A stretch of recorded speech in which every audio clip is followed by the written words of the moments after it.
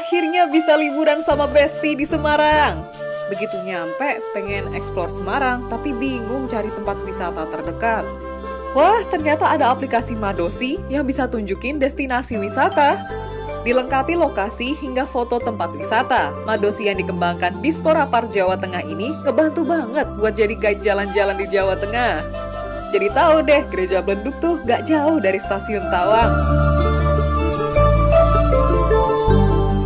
Gak cuma destinasi wisata loh, ada info transportasi, kuliner, sampai penginapan, lengkap semua di aplikasi Madosi.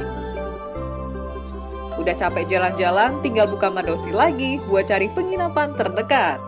Hemat waktu, hemat tenaga, jadi bisa buruan rebahan di Rooms Inc. setelah jalan-jalan di kota lama.